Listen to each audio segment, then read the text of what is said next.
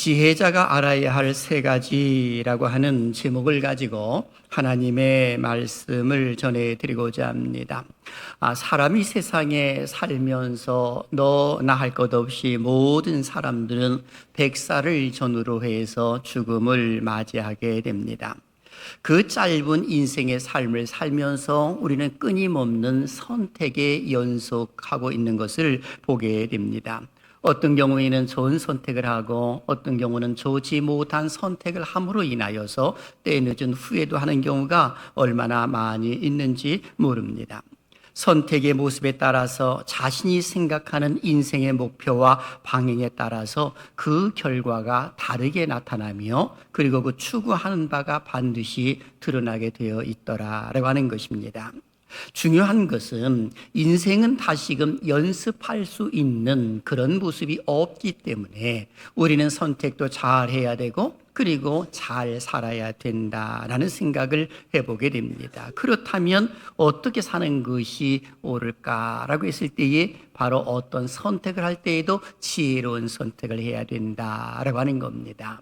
여러분, 지혜로운 선택이라고 말을 했을 때에 그 지혜라고 하는 표현은 세상적인 지혜를 걸어 말하는 것이 아니라 하나님께서 공급해 주시는 그 지혜를 일컬어 말해주고 있는 겁니다. 그래서 기억나시죠? 잠언서 9장 10절은 이렇게 기록을 합니다. 읽어볼까요? 시작. 여호와를 경외하는 것이 지혜의 근본이요 거룩하신 자를 아는 것이 명철이니라. 아멘. 여기 이 말씀을 보게 되면 경외하다라는 표현이 나오는데 두려워한다는 표현이고요, 근본이라는 표현이 나오는데 이 말은 모든 것의 기초라고 이렇게 표현할 수가 있는 겁니다. 그런 거로 여호와를 경외하는 것이 사람들이 살아가고 있는 그 모습 가운데 기초가 된다라고 이렇게 말할 수가 있는 겁니다. 그렇게 모든 지혜의 기초는 뭐냐 했을 때 하나님을 경외하는 것이다 라고 말할 수가 있는 겁니다. 만일에 이 하나님을 경외하는 모습이 사라진 지혜라고 하게 되면 참된 지혜라고 말하지는 않는 것입니다. 근데 오늘 본문 말씀도 보게 되면 지혜자가 세상에 살면서 잘 살아야 함을 기록을 해놓고 있습니다. 왜 그럴까요? 하나님이 주시는 상급이 주어질 것이기 때문에 그렇다는 것입니다. 그래서 오늘 본문 3절을 보게 되면 지혜 있는 자는 궁창의 빛과 같이 빛날 것이요 라고 이렇게 기록되어 있습니다. 여기 궁창이라고 하는 말은 본래 땅을 덮고 있는 둥근 지붕을 일컬어서 말해주고 있는 겁니다. 한자로는 푸른 하늘이라는 뜻입니다. 그런 거로 궁창은 하나님의 창조의 영광과 그분의 영원성과 초월성 그리고 절대 주권을 강조하고 있는 모습 가운데서의 궁창이라고 이렇게 표현을 해주고 있는 겁니다. 한마디로 말하게 되면 지혜 있는 자는 지극히 영화롭게 될 것이다 라고 하는 그 표현입니다. 그러니 하나님을 믿는 믿음의 사람들을 걸어서 우리는 지혜로운 자라고 말하고 있는 것 아니겠습니까? 그런 사람들에게는 뭐가 있느냐라고 했을 때에 지극히 영화롭게 될 것임을 하나님은 말씀해 주고 계시더라라고 하는 겁니다. 저는 이 말씀을 중심으로 해서 세 가지 질문을 통해 말씀을 전해드리고자 합니다. 첫째, 지혜자가 알아야 할 세 가지는 무엇인가? 그리고 둘째, 지혜자에게 주어지는 상급은 무엇일까? 그리고 셋째, 우리의 남은 인생을 어떻게 사는 것이 낭비하지 아니하고 잘 사는 것일까에 대해서 말씀을 전해드리고자 합니다. 사실 세상에 많은 사람들이 있지만은 크게는 두 종류밖에 없습니다. 첫째는 지혜자요, 두 번째는 우매자입니다.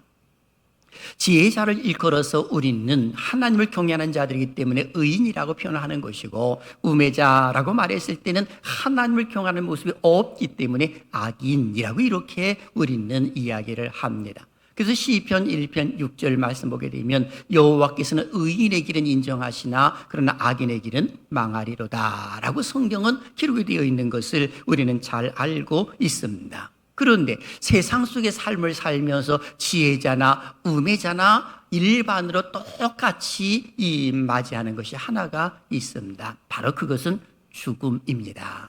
이것은 지혜 있는 자나 또 지혜 없는 자, 우매자라 하더라도 다 이것을 피할 수는 없더라는 겁니다. 그래서 솔로몬은 이 전도서를 통해서 전도서 2장 16절에 이렇게 기록한 바가 있습니다. 같이 읽어볼까요? 시작. 지혜자도 우매자와 함께 영원하도록 기억함을 얻지 못하나니 후일에는 모두 다 잊어버린 지 오래일 것임이라.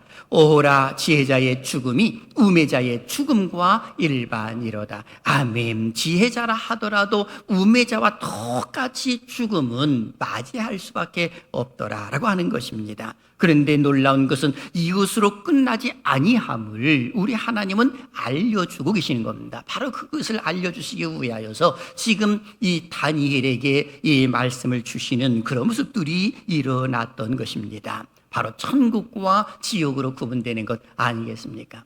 그래서 제가 어렸을 때에 어르신들에게 많이 들었던 이야기가 하나가 있습니다. 사람이면 다 사람이냐? 사람다워야 사람이지 라고 하는 이야기를 듣곤 했습니다. 이것을 지혜자에게 한번 표현해 보게 된다면 지혜가 있다고 해서 다 지혜로운 자냐? 참된 지혜를 가지고 있어야 지혜로운 자이지 라고 이렇게 표현할 수가 있는 겁니다. 세상적으로 많은 사람들은 매스컴에서 지혜로운 자라고 표현을 하면서 자기 자신이 남을 지도하고자 하는 그런 모습들을 가지고 있는 많은 분들도 있는 것을 알고 있습니다. 우리는 그 모습을 바라보면서 그분은 스스로 지혜 있다, 많은 사람들이 지혜 있다고 표현할 수 있을는지 모르지만 하나님의 관점에서 보게 되면 하나님을 경외하는 마음이 빠져 있기 때문에 그는 참된 지혜자라고 말하지는 않는 것입니다. 그래서 하나님은 참된 지혜를 가지고 있는 자는 이 우매자나 지혜로운 자나 세상에서 모두가 똑같이 죽는 것은 일반이지만은 그 후에 어떤 일들이 벌어질 것인가를 다니엘을 통해서 마지막 때에 되어질 것을 오늘 본문에서 알려주고 계시는 겁니다. 지금 다니엘의 나이는 결코 작은 나이가 아닙니다. 80이 넘은 나이거든요. 다니엘은 주전 우리가 알고 있는 605년에 이 바벨론의 침략을 남유다가 받지 않습니까? 바로 그런 가운데서 포로로 끌려갔던 다니엘입니다. 세 친구와 함께 끌려가서 이 하나님 주시는 지혜와 지식과 총명함이 도함으로 인하여서 바벨론에서 총리 자리까지 오르게 된 사람이 바로 다니엘입니다. 그리고 메데-파사 나라가 드러남으로 인하여서 바벨론을 점령을 했거든요. 그런데도 다니엘은 그 가운데서도 총리 자리를 유지하는 그런 모습들이 일어났습니다. 그레스 왕의 칙령으로 인하여서 이제는 함께 포로 생활을 했던 국민들이 이 자기 민족의 동족들이 그리고 고국으로 돌아간 상태입니다. 많이 돌아가서 이제는 성벽을 짓고 그리고 이제는 하나님을 경배하는 그런 모습이 있어야 되는데 들려오는 소식에 대해서는 폐허가 된 성전과 무너진 성벽 그리고 그것을 수축하는 모습 가운데서 방해자들이 나타났다라고 하는 그 이야기를 들었을 때 다니엘은 가슴을 쓸어내리면서 하나님 앞에 기도하기 시작을 하는 겁니다. 금식 기도를 하면서 21일 동안 하나님 앞에 간절히 기도했을 때에 우리 하나님께서는 즉각적으로 응답을 주셨지만은 그러나 사탄이 이걸 막음으로 인하여 미가엘 천사가 또 그것을 싸워 이김으로 인하여서 다니엘에게 응답이 떨어졌고 그리고 가브리엘 천사를 하나님께서 보내심으로 인하여 장차 되어져야 할 일들에 대해서 다니엘에게 환상으로 보여주신 것입니다. 그래서 그 환상이 오늘 말씀 속에 드러나 있는 겁니다. 그렇다면 지금 지혜자가 알아야 할 세 가지는 하나님은 과연 다니엘에게 무엇이라고 말씀을 하셨을까라고 하는 겁니다. 그 첫 번째는 생명록에 기록된 자들이 구원받음을 알아야 함을 알려주고 있습니다. 오늘 본문 1절을 다시 한번 읽어볼까요? 시작. 그때에 내 민족을 호위하는 큰 군주 미가엘이 일어날 것이요 또 환난이 있으리니 이는 개국 이래로 그때까지 없던 환난일 것이며 그때에 내 백성 중 책에 기록된 모든 자가 구원을 받을 것이라. 아멘. 여기 이 말씀은 앞으로 환난이 있을 것이며 라고 표현해주고 있습니다. 개국이라고 말했을 때에 세상에 열린 그런 모습을 가리켜 말해주고 있는 겁니다. 그런데 이 환난이 있을 것임을 말해주고 있습니다. 그렇다면 무슨 환난일까라고 하는 겁니다. 아마 모르긴 해도 이제는 적그리스도의 출현으로 인한 환난일 수도 있고 아니면 전쟁으로 인한 환난일 수도 있는 것인데 이것이 겹쳐져서 일어날 것이다 라고 하는 그 사실을 우리는 염두에 둘 필요성이 있습니다. 여기서 우리가 주목하게 되는 것은 전대미문의 대환란이 임한다라고 하는 겁니다. 그럼 누구에게 임하느냐라고 하는 겁니다. 바로 전 인류에게 임한다는 겁니다. 그래서 오늘 여기 1절 속에서도 그때를 3번씩이나 반복을 하고 있습니다. 그때를 강조하는 이유가 대체 뭘까요? 바로 환난은 피할 수가 없다는 그 사실을 알려주고 있는 겁니다. 그야말로 가장 큰 환난이 있을 것임을 알려주고 있는 것이죠. 그런데 놀라운 것은 내 백성, 즉 생명책에 기록된 내 백성들은 구원을 받으리라 라고 이렇게 말씀해주고 있습니다. 사랑하시는 여러분, 내 이름이 생명책에 기록되어 있는 줄로 믿습니다. 예수 그리스도를 믿는 사람들은 그 생명책에 기록되어 있는 겁니다. 그런데 놀랍게도 이런 환난 가운데서도 하나님 그 택한 백성들을 끄집어내서 감당할 수 있는 환난을 주시지만 감당치 못할 때는 피할 길을 대신 하나님이신 것을 우리가 안다면 우리 하나님께서는 지금 생명록에 기록된 자들을 반드시 구원시켜 주실 것임을 약속으로 주어주고 있는 겁니다. 그리고 두 번째는 최후 심판이 있음을 알아야 합니다. 2절 말씀을 읽어볼까요? 시작.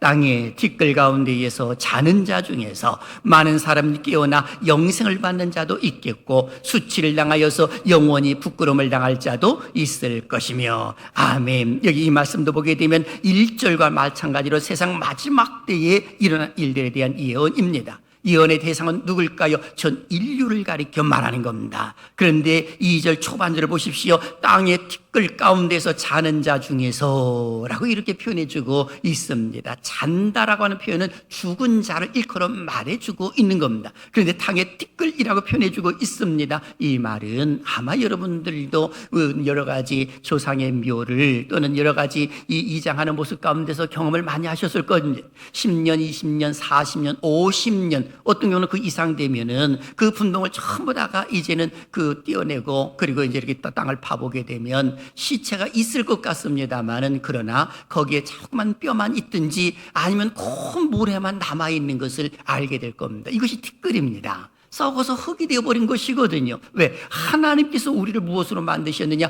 흙으로 만드셨기 때문에 아담이라고 말했을 때는 붉은 흙입니다. 그리고 흙으로 돌아갈지니라 라고 해서 모든 사람들은 죄를 범한 자들로서의 죽음을 맞이할 수밖에 없는 겁니다. 그런데 놀랍게도 땅의 티끌 가운데서 자는 자 중에서 많은 사람이 깨어나라고 이렇게 표현을 해주고 있습니다. 그러니 그들은 모두가 살아날 것인데 어떤 모습이냐?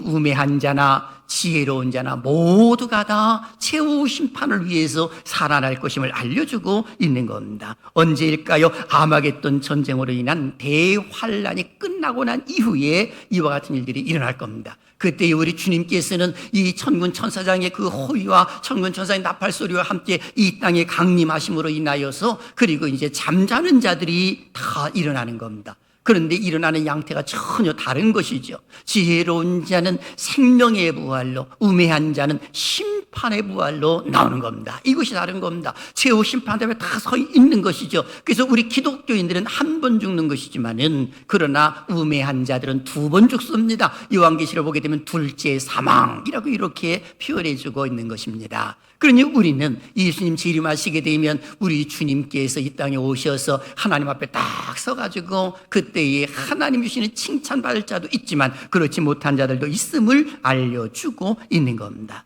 그리고 세 번째는 환난의 의미도 알아야 된다라고 말씀해 주고 있습니다. 오늘 보면 4절입니다. 같이 읽습니다. 시작. 다니엘아, 마지막 때까지 이 말을 간수하고 이 글을 봉함하라. 많은 사람이 빨리 왕래하며 지식이 더하리라. 아멘. 여기 보니까 마지막 때까지 이 말을 간수하고 이 글을 봉함하라 라고 기록이 되어 있습니다. 봉함한다고 하는 것은 비밀로 간직하고 타인들이 아는 것을 금한다, 이런 의미가 아닌 것입니다. 문자를 보게 되면 그런 뉘앙스를 풍기고 있습니다만은 그런 의미가 아니고, 고대 바사 관습에 따르면 일단 집필된 글을 뺏긴 사본들이 배포되면 한 부의 사본은 따로 봉인하여 도서관에 보관하는 모습이 있는 겁니다. 이 말의 의미는 이 후대들이 이제는 그것을 살펴보기를 원하는 것이죠. 지금도 똑같지 않습니까? 박사 논문을 쓰게 되면 이것은 한 분은 자기가 갖고 또 한 분은 이것저것 학교에 갖다 주면서 또 도서관에도 주고 국회 도서관이라든지 아니면 학술진흥원에 그것을 보관을 하는 겁니다. 학술진흥원에 보관을 하게 되면 거기에 박사학위 등록이 딱 있음으로 인하여서 인터넷을 치든지 뭐를 치게 되면 그분이 쓴 논문이 딱 나오게끔 되어 있는 것입니다. 마치 이것처럼 여기서 똑같이 이것을 봉함하라라고 하는 것은 잘 보관해서 이 후대들이 이것을 보아 알도록 하라라고 이렇게 말씀해 주고 있는 겁니다. 그리고 빨리 왕래하며 지식이 더하리라 라고 이렇게 표현해 주고 있습니다. 언뜻 보게 되면 교통의 발달이나 지식의 증가 등을 예언한 것처럼 뉘앙스를 풍기고 있습니다만은 이 전후 문맥상 이걸 보게 되면 그런 의미보다는 좀 더 강한 것이 뭐냐라고 했을 때 사람이 환난을 당했을 때에 그 환난의 의미를 사람들이 찾아보려고 이것저것에 왕래를 하면서 그 지식을 더하려고 하는 그런 모습들이 일어날 것이다 라는 그 사실을 알려주고 있는 겁니다. 마지막 때는 이와 같은 일들이 일어날 것임을 하나님께서는 지금 가브리엘 천사를 보내주셔서 다니엘에게 환상 가운데서 알려주고 계시는 겁니다. 그렇습니다. 다니엘에게 특별히 하나님께서 계시의 말씀을 주시었지요. 생명에 기록된 자들은 반드시 구원을 받는다라고 하는 것이고 최후 심판이 있음을 알려주고 그리고 환난을 당했을 때에 그 환난의 의미를 이것저것에서 사람들이 살펴보려고 힘쓸 것이다 라는 그 사실을 보여주고 있는 것입니다. 그렇다면 오늘 여기 히데겔 강가에서 나이가 많은 다니엘에게 주신 묵시인데 다니엘이 이 말씀을 받았을 때 기분은 과연 어떠했을까라고 하는 것입니다. 아마 모르긴 해도 굉장히 기뻤을 것입니다. 왜요? 비밀을 알았기 때문에 더더욱이 그런 것 아니겠습니까? 그러니 실제로 이 다니엘에게만 묵시를 주신 것이 아니라 오늘 우리에게도 똑같이 적용되는 메시지다라고 하는 겁니다. 그렇다면 오늘 우리가 살고 있는 현 역사는 어떠할까라고 하는 겁니다. 우리가 살고 있는 모습은 과연 어떠할까라고 하는 것이지요. 실제로 죄로 물들어 있는 역사가 아니겠습니까? 이러한 역사 가운데서 지혜자가 살려고 하게 되면 결코 쉬운 일이 아닌 것입니다. 지혜로운 자가 삶을 살기 위해서는 세상 사람들이 그것을 용납하지 않기 때문에 그런 것이죠. 그래서 예수님은 말씀하신 것입니다. 너희가 세상에서 환난을 당하나 담대하라. 내가 세상을 이겼노라 라고 이렇게 말씀을 하셨던 것입니다. 그런 거로 예수를 믿는 것 때문에 내가 어려움을 당하고 환난을 당할 때는 의를 위한 환난이기 때문에 이것은 오히려 기뻐할 것이지 슬퍼할 것이 결코 아니다 라고 하는 겁니다. 이유가 뭘까요? 지혜자에게 주시는 상급이 있기 때문에 그런 것입니다. 자, 그렇다면 지혜자에게는 과연 하나님은 어떤 상급을 주실까요? 오늘 성경 말씀도 잘 기록되어 있는 것처럼 3절 중반절 보면 별과 같이 영원토록 빛나리라 라고 이렇게 표현을 해주고 있습니다. 별과 같이 영원토록 빛난다 라고 표현했을 때에 우리가 가장 잘 알고 있는 스타라고 하는 표현이 나오는 것 아니겠습니까? 여러분, 스타라고 말했을 때 많이 쓰고 있는 표현 아니겠습니까? 인간 사회에서 여러 가지로 상징으로 사용됩니다. 군대에서는 장군들에게 별을 달아주지요. 영화가에서는 인기 배우들을 스타라고 말합니다. 문단이라든지 연예계 스포츠계 방면에 우수한 이들을 스타라고 표현을 해주고 있습니다. 그런데 놀랍게도 하나님이 기뻐하시는 지혜자로서의 삶을 살았을 때에 우리 하나님은 이런 스타와 같이 영원토록 빛나게 만들어 주실 것임을 알려주고 있습니다. 즉 지혜자에게 상급은 하나님 앞에서 최상급의 높은 지위의 상급을 이야기를 해주고 있는 겁니다.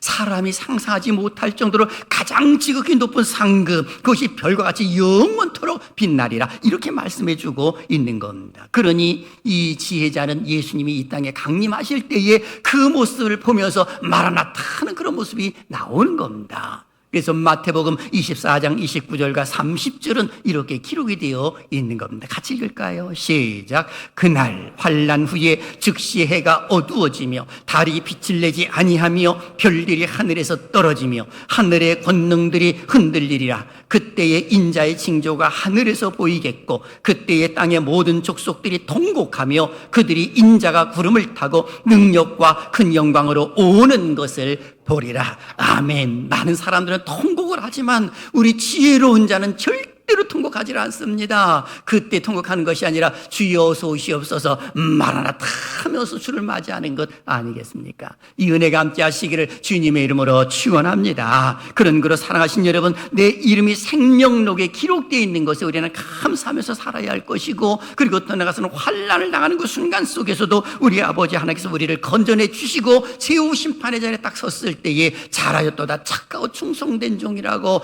인정받는 모습이 있어야 되는 겁니다. 물론 우리가 세상 속에 살면서 어려움 당할 수 있지요. 환난 당할 수가 있지요. 그때 우리가 그런 모습 가운데에서 왜 내게 이런 환난이 임하였는가라고 하는 것을 살펴보려고 하는 것이 오히려 중요하다라고 하는 겁니다. 그래서 이욥은 자기가 당하는 환난 가운데에서 이제는 귀로만 들었던 하나님, 이제 눈으로 배움나이다 라고 하면서 하나님께 가까이 다가왔을 때에 하나님이 은혜를 주셨다는 그 사실을 성경은 기록을 해놓고 있는 겁니다.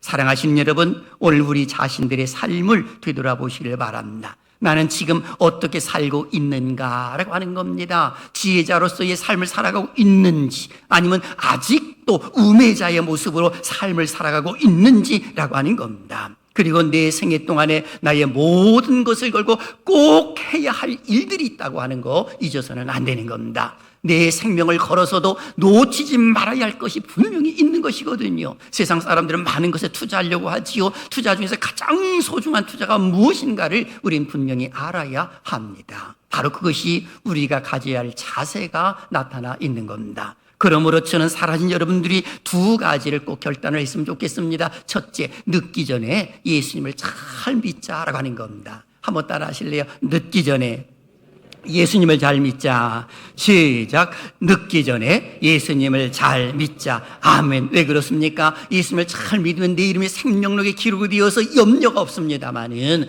그러나 생명록에 그것이 기록되지 않았다라고 한번 생각해 보십시오. 그 비참함이라고 하는 것은 어마어마한 것입니다. 그래서 오늘 2절 중반절에 다시 한번 보시면 영생을 받는 자도 있겠고 수치를 당하여서 영원히 부끄러움을 당할 자도 있을 것이며 라고 이렇게 기록이 되어 있습니다. 영생을 받는 자, 지혜로운 자지요. 수치를 당하는 자, 부끄러움을 당하는 자, 우매한 자지요. 하나님을 경외하지 않기 때문에 그렇다는 겁니다. 그런 거를 세상에서 가장 수치스럽고 부끄러운 일이 대체 뭐냐라고 말했을 때에, 물론 세상적으로 잘못해서 살인을 하고 강도를 찢어주려고 또 다른 사람에게 피해를 줌으로 인하여서 포토라인에 서 있는 그 모습이 부끄러울 수도 있을 것입니다만은, 이것보다도 가장 부끄럽고 수치스러운 것은 내 이름이 생명록에 기록되지 않았다고 하는 것이 가장 수치스럽고 부끄러운 일인 것을 우리는 분명히 알아야 하는 것입니다. 왜 그렇습니까? 다윗을 한번 보십시오. 다윗이 이 우리아의 아내 밧세바를 범하고 난 이후에 우리아도 전장에 내보내서 산죄를 짓지 않았겠습니까? 이웃과의 관계 속에서 모든 죄를 지은 사람이 다윗입니다. 세상 사람들을 볼 때는 수치스럽고 부끄러운 일을 당한 것이죠. 그럼에도 불구하고 하나님은 회개하는 다윗을 용서하시고, 그리고 다윗을 내 마음에 합한 자라고 말씀하신 것을 우리는 기억을 합니다. 바로 세상적인 수치, 부끄러움은 시간이 지나면 다 사라지지만은 영원히 살 수 있는 그 모습 가운데 내 이름이 빠졌다고 한다면 이것처럼 더 부끄러운 일이 없다라고 하는 겁니다. 그런 거로 사랑하신 여러분, 세상 속의 삶을 살면서 내 이름이 생명록에 기록되어 있는 거, 이것에 우리는 감사해야 될 줄로 믿습니다. 유명한 사람이 있습니다. 막전엔 찐빵의 저자인 카필라이터 이만재 씨의 이야기입니다. 그분은 결혼할 때에 아내가 기독교인이기 때문에 자기도 예수님을 믿겠다라고 다짐을 하고 결혼을 했답니다. 그런데 웬걸 교회를 따라가기는 따라가는데 별로 재미가 없고, 목사님이 이야기를 하시는데 뻥을 까도 너무 심한 뻥을 깐다는 거예요. 어떻게 보리떡 5개를 가지고 물고기 2마리를 가지고 5,000명이 먹이고 12강주를 남겨 도저히 믿어지지가 않더라는 겁니다. 그러던 어느 날 이 한 말씀이 들어왔는데, 예수님이 하나님이십니다 라는 그 이야기를 목사님이 설교 중에 하시더라는 겁니다. 그런데 순간적으로 그것이 가슴에 확 와 닿는 겁니다. 그때 생각하기를, 만일에 예수님이 하나님이시라면 보리떡 5개와 물고기 2마리 가지고 5,000명을 먹이는 것은, 이것은 뭐 문제가 되지 않겠구나. 그때서부터 마음의 문이 열리기 시작을 하더라는 겁니다. 성령님이 그를 만져주기 시작을 한 것이죠. 그러면서 그는 예수 그리스도를 믿기로 작정을 했다고 하는 유명한 이야기가 있습니다. 그래서 그는 이렇게 고백을 합니다. 내가 세상에 태어나 제일 잘한 일 가운데 그것은 예수님을 믿기로 한 것입니다 라고 그는 고백을 합니다. 기억하십시오. 요한계시록 20장 15절에 있는 말씀 큰 소리 읽어볼까요? 시작. 누구든지 생명책에 기록되지 못한 자는 불못에 던져지더라. 아멘. 생명책에 기록되지 못한 자, 불못은 지옥입니다. 여러분, 지옥이 얼마나 무서운가를 우리는 잘 알아야 합니다. 죽은 죽을 수도 없는 것이죠. 누가복음 16장에 보게 되면 부자가 지옥에 떨어져서 그야말로 고통당하는 그 모습이 기록되어 있지 않습니까? 사람들이 생각할 때는 지옥은 그래도 어느 정도 고통이 있는데 천국은 너무 심심하다라고 우스갯소리를 이야기하시는 분들이 많은데요, 전혀 사람들이 생각하는 것과 다른 그런 모습이 천국에서는 펼쳐질 것이다 라고 하는 겁니다. 우리 모두가 다 예수 그리스도를 잘 믿음으로 인하여 천국 가는 은혜가 있기를 주님의 이름으로 축원합니다. 그런 거로 우리는 두 번째 선한 영향력을 주는 자로 살아야 합니다. 이것이 우리가 가져야 할 자세예요. 오늘 여기 3절 중반절도 보니까 많은 사람을 옳은 대로 돌아오게 한 자는 별과 같이 영원토록 빛나리라 라고 기록되어 있습니다. 많은 사람을 옳은 대로 돌아오게 한 자, 옳은 대가 대체 뭘까요? 이 옳은 대는 바로 예수 그리스도께로 인도하는 것을 가리켜 말하는 겁니다. 복음 전하는 것을 그런 말하는 것이죠. 다시 말하게 되면 많은 사람을 옳음대로 돌아오게 한다고 하는 것 자체는 선한 영향력을 발휘하는 것을 걸어 말해주고 있는 겁니다. 선한 영향력은 말뿐만이 아니라 행동으로 보여줄 수도 있어야 되는 겁니다. 가장 먼저는 사람들을 위해서 기도하는 것이고 그 다음에 행동으로 다가서는 그런 모습들이 있어야 된다라고 하는 겁니다. 아마 사랑하신 여러분들이 5 손가락 기도법을 알고 계시리라 라는 생각을 해봅니다. 이 5 손가락의 기도법 가운데서 가장 가까운 엄지는 이 가장 가까우니까 내게 가까운 사람들을 위해서 기도한다는 겁니다. 가족이라든지 친구라든지 연인이라든지 자녀를 위한 기도죠. 그리고 두 번째 검지는 이것은 상대방을 가리킬 때에 이렇게 하지 않습니까? 그렇게 상대방을 위해서 기도한다는 것입니다. 그러니까 복음 전도자를 위해서 특히 기도하는 것이고 5 손가락 가운데 가장 긴 것은 중지입니다. 가장 긴 손가락입니다. 위정자들과 영적 지도자들과 사역자들을 위해서 기도하는 겁니다. 그리고 4번째는 약지입니다. 이것은 가장 약한 손가락이라고도 표현을 해주고 있습니다. 가난하고 소외된 이들을 위해서 기도하는 겁니다. 그래서 우리가 이 5 손가락이 이렇게 있을 때에 결혼식 할 때에도 반지를 끼워줄 때에도 어디에 끼워주냐? 이 4번째 약지에다 끼워주는 겁니다. 이유가 뭔지 아시죠? 이런 이야기가 있습니다. 가장 손 중에서 가장 약한 손가락이 이 손가락이고 소외받는 손가락이 이 손가락이기 때문에 반지를 끼워줌으로 인하여 위로하는 모습이 있더라라고 하는 겁니다. 이 말의 의미는 상대방의 약점을 이제는 그걸 들춰내는 것이 아니라 덮어주면서 사랑해주고 아껴주라고 하는 의미도 포함되어 있다는 게 사실입니다. 그리고 마지막 바로 여기는 새끼손가락이죠. 이 새끼손가락은 어떤 약속을 할 때든지 손가락도 걸고 있지 않습니까? 가장 약하고 그야말로 이 연약한 부분입니다. 그래서 나를 위해서 기도한다는 겁니다. 나는 부족하고 연약한데 하나님이 나를 위해서 십자가에 달려 돌아가신 그 모습 가운데 은혜에 감사하는 모습 가운데 이 5 손가락의 기도법을 가지고 기도하는 모습, 이것도 선한 영향력 가운데 하나라고 말할 수가 있는 겁니다. 그래서 우리 주님은 말씀하셨지요. 마태복음 5장 13절부터 16절까지 보게 되면 너희는 세상의 소금이라, 그리고 너희는 세상의 빛이라, 그리고 너희 착한 행실을 많은 사람들에게 보여 너희가 내 제자인 것을 알게 하라 하시면서 우리 주님께서는 선한 영향력을 발휘할 것을 이야기를 해 주신 바가 있습니다. 사도 바울 같은 경우는 너는 그리스도의 편지라고 표현했고 그리스도의 향기라고 고린도후서 2장 15절에서도 강조해주고 있는 것을 우리가 안다고 한다면 우리 자신들이 선한 영향력을 발휘하는 일에 노력을 하는 것이 옳다라고 하는 겁니다. 그런 모습이 있을 때에 서서히 하나님 나라가 확장되어 가는 것입니다. 그래서 마태복음 13장 33절은 이렇게 기록을 하지요. 또 비유로 말씀하시되 천국은 마치 여자가 가루 서말 속에 갖다 넣어 전부 부풀게 한 누룩과 같으니라 라고 성경은 기록이 되어 있는 겁니다. 하나님의 나라가 서서히 확장되어 갈 것을 말씀해 주고 있는 것이죠. 그렇습니다. 늦기 전에 내가 예수님을 더욱더 잘 믿고 내 주변 사람들에게 선한 영향을 발휘하게 되면 그들도 예수님을 믿음으로 인하여서 하나님 나라가 서서히 확장되어 가는 그런 모습들이 일어나더라라고 하는 겁니다. 이러한 이야기가 있습니다. 미국에서 가장 존경받는 인물 가운데 한 사람은 D.L. 무디 목사님이십니다. 어떤 청년이 하루는 목사님을 찾아왔습니다. 그리고 이렇게 말했다고 그러지요. 선생님은 하나님 말씀인 성경을 사랑하고 성경을 늘 붙들고 살아계시는 분인 줄 알고 있습니다. 실례합니다마는 선생님이 보시는 성경을 제게 한번 보여주실 수 있겠습니까? 무디 목사님은 서슴치 아니하고 성경을 내어줬다고 그러죠. 그런데 그 청년이 성경을 쭉 살펴봅니다. 살펴보다가 이 여러 가지 빽빽하게 글이 적혀 있는 것들도 보고 어느 곳에서는 영어로 T자가 있고 P자가 적혀 있는 것을 보게 됩니다. 그리고 그 청년이 D.L. 무디 목사님에게 묻습니다. 목사님, 곳곳에 T자와 P자가 적혀 있는데 이것은 무슨 뜻입니까? 그랬더니 무디 목사님이 씩 웃으면서 하는 말씀, T는 tried.